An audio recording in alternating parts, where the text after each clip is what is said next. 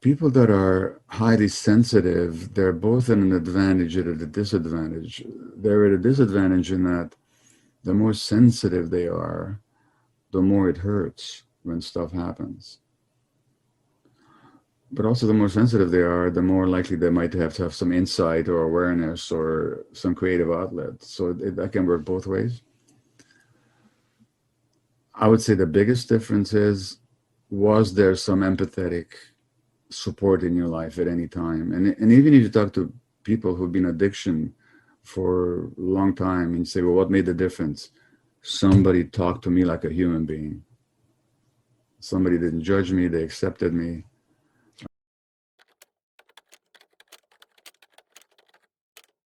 Um, What window does that open up for them?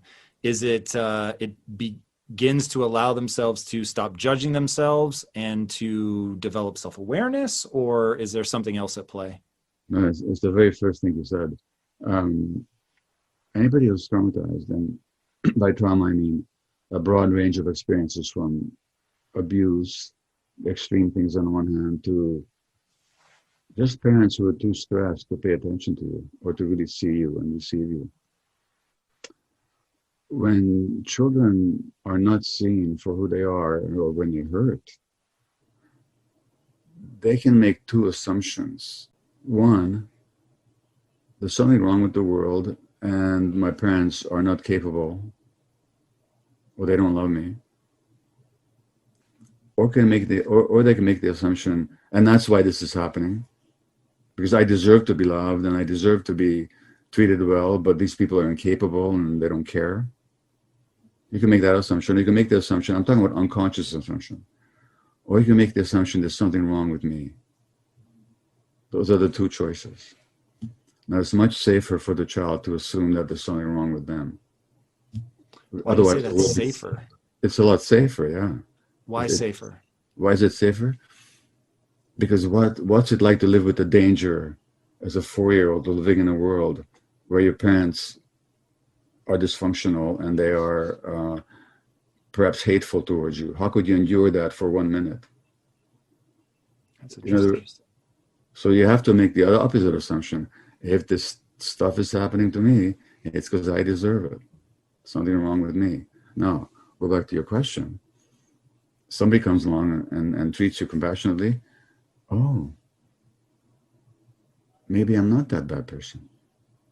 Here's somebody who's treating me like I was a worthwhile human being.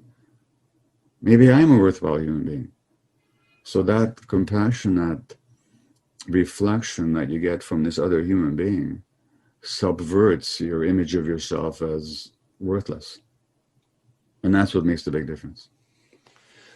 It's a question of who's doing it and why. Because you can do that walling off in two ways. So the Buddha, you know the story, he goes through all these teachers and he wants to get enlightened, and he goes through all these very rigorous, self-denying, ascetic practices, and he just doesn't, the truth doesn't come to him. And finally, he goes off by himself and he sits under a tree by himself. And he just sits there and he meditates and he contemplates everything that arises in his mind. And then after a while, he has his nirvana, he has this enlightenment experience. And then he's got a decision to make. He understands his own nature, he understands the nature of reality, and he really does. He's one of the outstanding minds in history. But then he's got a decision to make. So do I just revel in this spiritual liberation that I have worked so hard to attain? And no, he decides he's going to go back and teach other people because he wants to be connected to humanity. And he wants to enlighten other people as well. Can you So, articulate what his sort of breakthrough enlightenment realization was?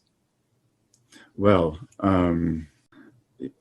it'd be presumptuous of me to do so because I've not had that realization myself. I've only read about it or I've seen other people talk about it. So I know Buddhism at a 30,000 foot view. So I Yeah. actually don't know, other than life is suffering.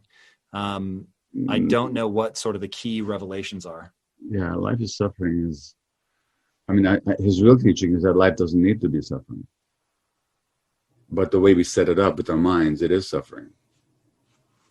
So it really has to do with, goes back to the Johnny Cash song. It all goes on in your mind. You disidentify from your mind.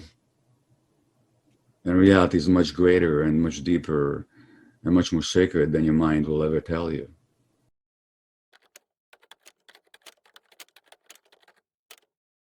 I don't know if this is your own understanding of life or a reflection of Buddhism, but I'm curious to know if life is more profound than your mind, what are the elements that make it profound? Is it beauty? Is it love? What is it? The problem with the conversation, Tom, is that there's two minds talking about the nature of reality. And In that we don't use the same words, no, or no, where? no, it's that we're still in the mind. Whereas my very modest understanding of the spiritual teachings, not just Buddhist spiritual teaching, but Sufi teachings or Jewish spiritual teaching, Christian spiritual teaching. I'm talking about the spiritual teachings, not the religion. Is that there's essence, there's truth that goes beyond what the mind itself can comprehend. But it is, but that's the whole point. It is pure experience that a great poet like Rumi can write about or Hafiz can write about. But I cannot claim to have had that pure experience. Or if I did, I didn't recognize it as such.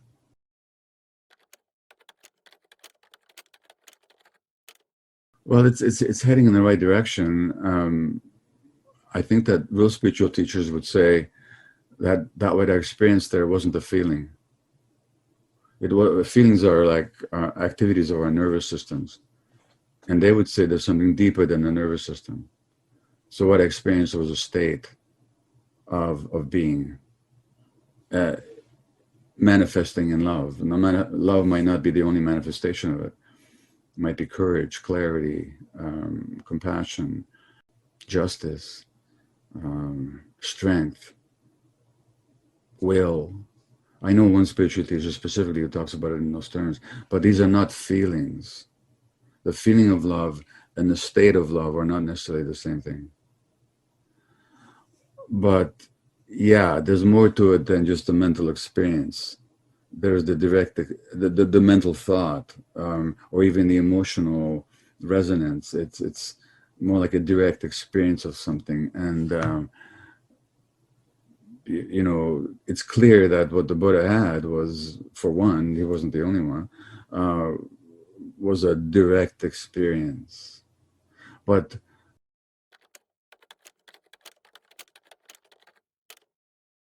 to go back to your question about isolation, so there's a way of isolating yourself as a way of committing yourself to enlightenment, which doesn't mean that you'll stay away from other people for the rest of your life.